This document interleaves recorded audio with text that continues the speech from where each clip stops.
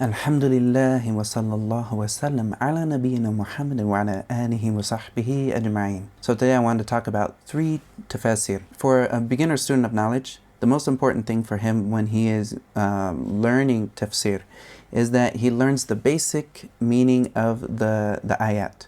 So when he sees the ayah, that he understands the words in the ayat, and he also understands the basic meaning. So if there's any words that he doesn't understand, he learns these words. If he doesn't understand like the general meaning that it comes from this, like maybe it's the jumla or the tafsir or the structure of this, then he learns this. This is the first step.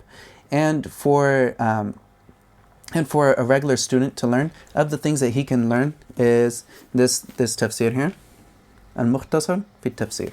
Alright, Al-Mukhtasar fi Tafsir, and this was compiled by Markaz of Tafsir al-Dirasat al-Qur'aniyya. And so they have this, and it's very simple.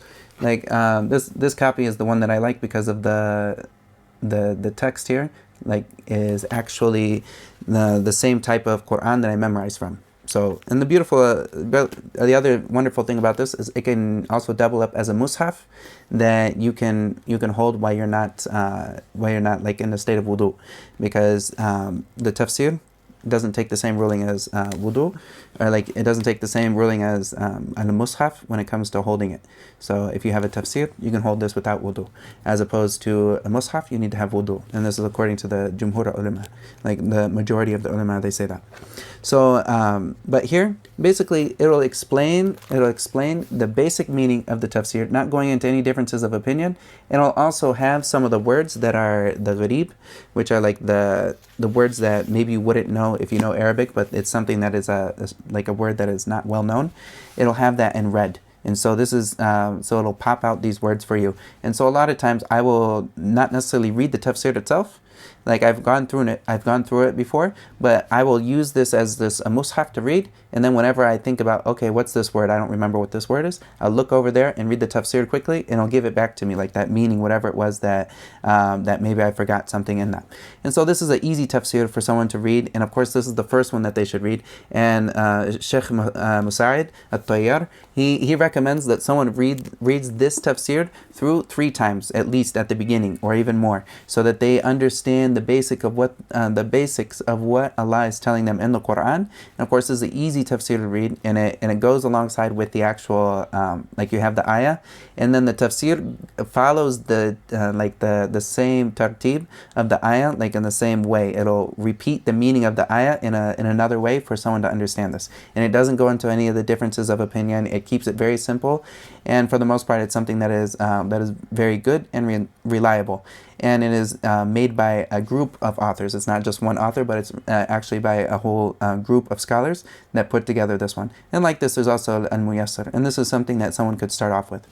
Of the other tafsir that is good, and that I want to talk about just a little bit, is at-Tafsir al-Karim al-Rahman. And so here, this is the tafsir often known as Tafsir al-Sa'di.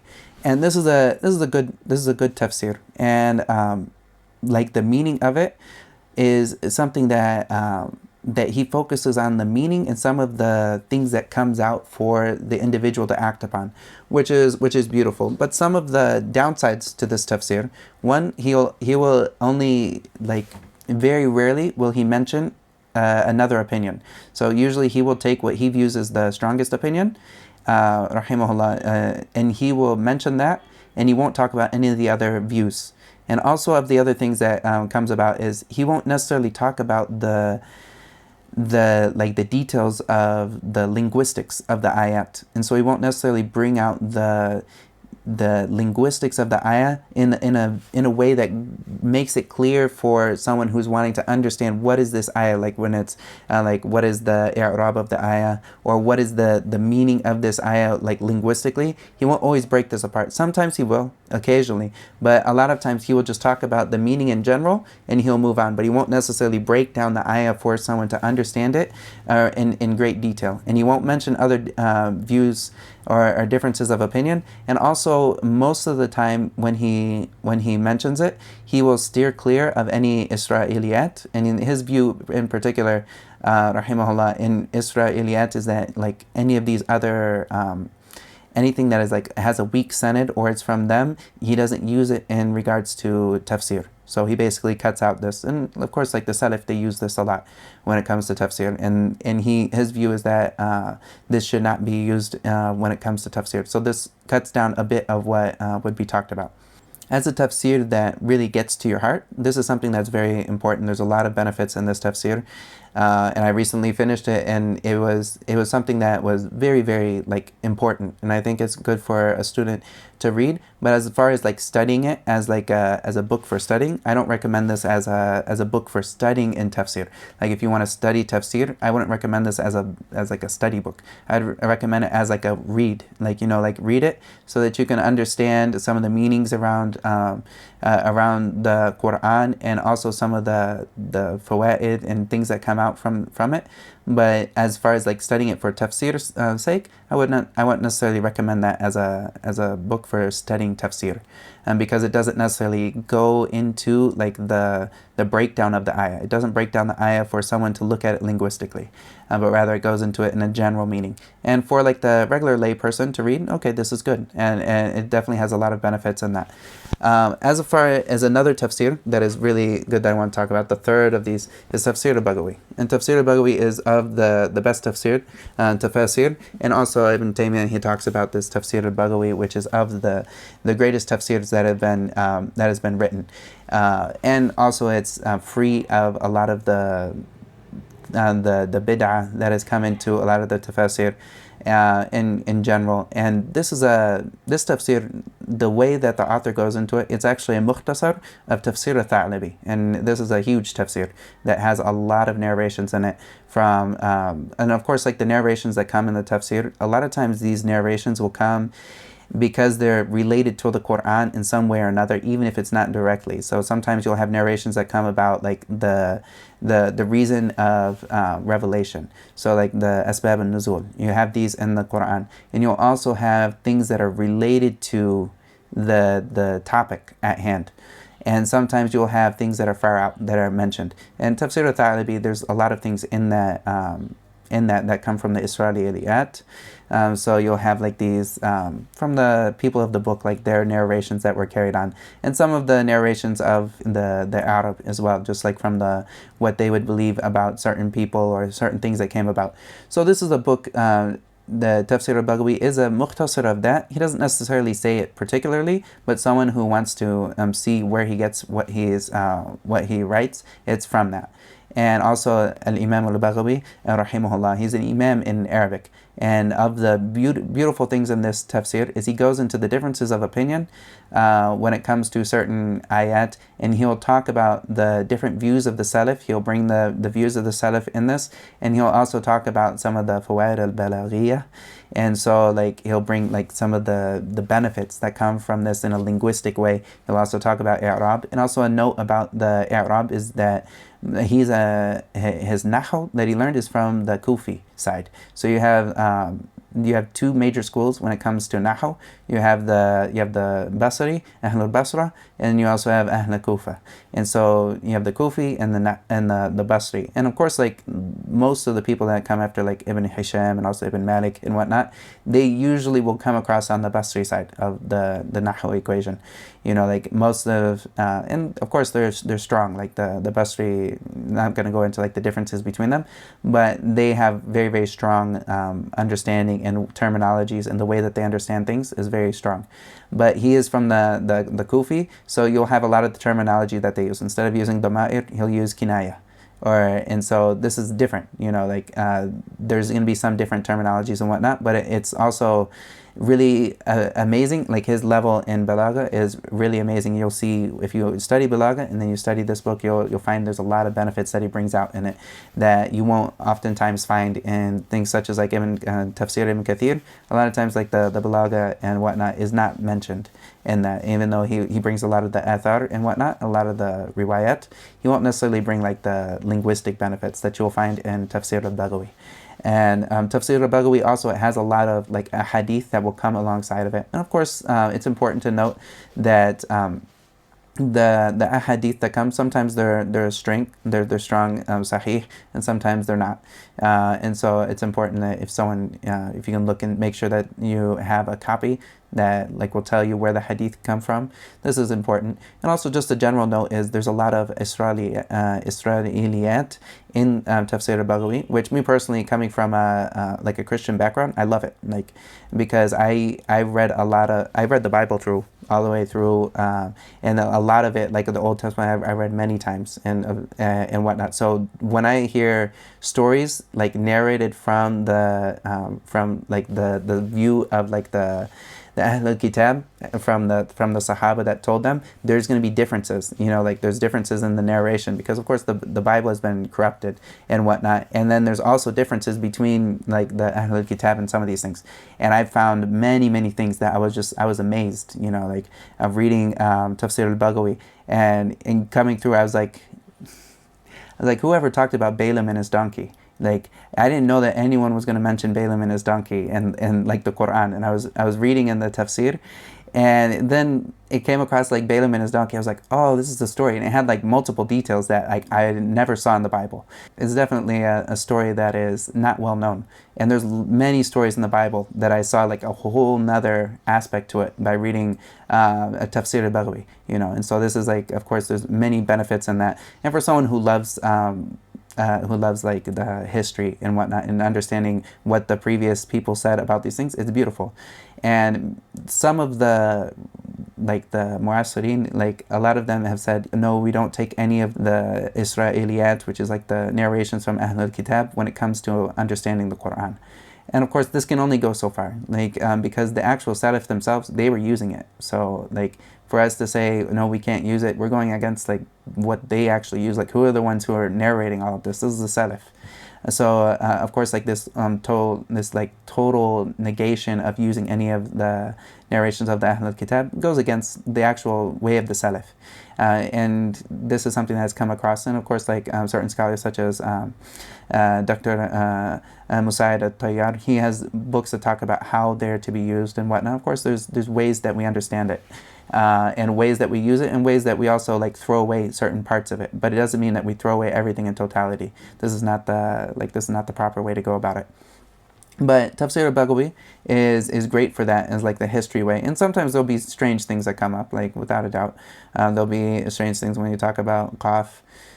They'll talk about like some strange narrations that of course are like just strange. And they don't necessarily come about, like it's not necessary to understanding the Quran, but it's a narration that talks about like some of the ways that the world is and whatnot. And of course, you take it with a grain of salt, because it's not Quran. Like like the narration that comes, it's not Quran, it's not Sunnah. It's just kind of like tales that were given from ancient tales. So some of it you take with a grain of salt. But some of it, of course, like if it's Sunnah, you look and see if it's Sahih and whatnot, you take it. And if it's or if the meaning is right, then we also, like, this is something that is used and whatnot. And it's some of the most beautiful things I found in there were some of the, when I was reading the Quran, I would find things that were in the Bible that were just, it was weird, because like I had read the Bible and I didn't think that the Quran could encompass everything like that was in the Bible. The Bible is huge. Like if someone's going to read the Bible, it's going to take like a long time. For someone to read the Bible in a year is like an accomplishment, but when I was reading the Quran, in some of these like stories that are mentioned, or like examples that are mentioned, they're actually like from the Bible, and like reading the Tafsir, it's not like from the Bible, it's from the same source, it's from Allah, but like the Bible is contained inside the Quran, and like in a very, like the important parts of the Bible are all entailed inside of the Quran. And also reading just like the beginning of Surah Isra, like read the Tafsir for this, the beginning of Surah Isra in Tafsir al-Baghawi, and you'll see like this talks about like the the time of Israel, and it talks about a lot of the details of what happened with Israel, and when they were put through certain trials and tribulations and taken away from when they were taken out of their country into like captivity and whatnot. And this is all stuff from the Bible, that I've read previously, but then reading it from this view, it's very interesting, to be honest. And so this is Tafsir al-Baghawi. I love it, and I'm probably going to go over it another time because it's an amazing tafsir. And of course, there's other tafsir out there, but I want to share these three because of their importance and whatnot. And this is something I hope that people can find benefit of it. And there are some tafsir that you would study, and there's some tafsir that you would just read. And a Tafsir al-Sa'di, this is something I would recommend for people just to read it and to know what was said about it. But it's not something I would like necessarily say go study this in like a setting in that way. But like Tafsir al-Baghawi, also this is something maybe you can just read. And there's also a Jard of this, which is like a reading of the tafsir with some ta'liqat that is available on YouTube. If you look up Tafsir al-Baghawi, this is by Sheikh Muhammad Mustafa, and he's done a reading of this with a bunch of really good ta'liqat, and of course this is in Arabic. And this is a beautiful tafsir. And it was great for him to have finished all of this. Just recently finished it, and I finished up the listening with that, and that was definitely a wonderful tafsir.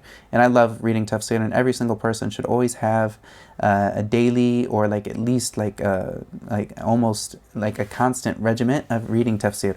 Like if you think about all of these books behind me right now, like this is all tafsir. Like this is Tafsir, this is the Tafsir of the Salaf, and this is like Tafsir al-Tabari, and then up above the Tafsir Ibn Kathir, and other tafsir here. And this, of course, is like this is something that we'll spend our lifetimes reading it, and we should always spend our lifetimes like pondering the meaning of the Quran. Of course, you take it piece by piece. Like, of course, having a small tafsir, that's just this. That's like the Mukhtasar Tafsir. This is easy for someone to start with, and they read this multiple times so they understand the general like the meanings of the Quran until they get to a point where they're ready to take more, which is like, okay, you can look at this particular ayah in like 14 different ways. You're like, wow, okay, there's different ways that this is looked at, and of course, like looking into it with different different i'rab and whatnot. This is something that is wonderful, and it's of the most beautiful things of the Quran is the depth that it has. And also of the benefits of Tafsir al-Baghawi that I'll mention in closing is he also mentions a lot of the i'rab and also the qira'at. He'll mention this as well. So he'll mention that this is that you can recite this in these different ways, and he'll mention these different ways that the Quran is recited. And this is also of the beauty of this particular tafsir. And then a lot of times, like some of the tafsir, they will only use one qira'ah when they do the tafsir. And so this occasionally will close down the meaning. You won't get all of the tafsir or all the meaning that you need from that. And so it's nice to look into the different ways that the Quran was recited and see the beauty of the qira'at. It brings so much beauty and like depth to the Quran when you can see it this way and you can see it this way and you can see it this way. And of course they don't disagree with each other, but rather it's something that just brings a lot of extra life and depth to it. Allahu Akbar. Like it's huge. And I love reading the Quran and reading the tafsir. And when you read the tafsir, it'll just open up the meaning of the Quran. And no one should be just reading the Quran just so that they can say, I read the Quran so many times. They should read the Quran with an understanding. And that understanding only comes when you have read the tafsir of these ayat. And occasionally some people will have, and I know me personally, I will have an understanding of an ayah before I read the tafsir, and then after I read the tafsir, I will fix my understanding because like I had a bad understanding of ayah. Sometimes it'll be with the ma'ir, like where do the pronouns go back to who? Like who do the pronouns get connected to? And occasionally, if I didn't read tafsir, I would have thought the wrong thing of where these pronouns went. And so when I read the tafsir, I say, oh, okay, the pronouns go here, and this is the correct meaning of that. And so it's very important that someone does not just rely on their ability to understand Arabic to understand the Quran, but rather they go back to the tafsir and they'll see and they look for these things and make sure that they correct their own understanding, and also that they ponder the meanings of the Quran to get the most out of what Allah has revealed for them. Wallahu ta'ala a'lam. And if there's any other questions that any of you guys have about these tafsir and whatnot, then let me know. And in general, maybe in a future video, I'll talk about a little bit of a way that someone would go through in studying tafsir. But of course, the first thing that they would do is they would read this about 3 or 4 times at least. And if they can write notes inside of it, then do that. This is the Al-Mukhtasar fi Tafsir. And this is the best thing for someone to start with when they're studying. Wallahu ta'ala a'lam. Wa sallallahu wa sallam ala nabiyyina Muhammad wa ala alihi wa sahbihi ajma'in. فلذلك فادع واستقم كما أمرت ولا تتبع أهواءهم وقل آمنت بما أنزل الله من كتاب وأمرت لأعدل بينكم الله ربنا وربكم لنا أعمالنا ولكم أعمالكم لا حجة بيننا وبينكم الله يجمع بيننا وإليه المصير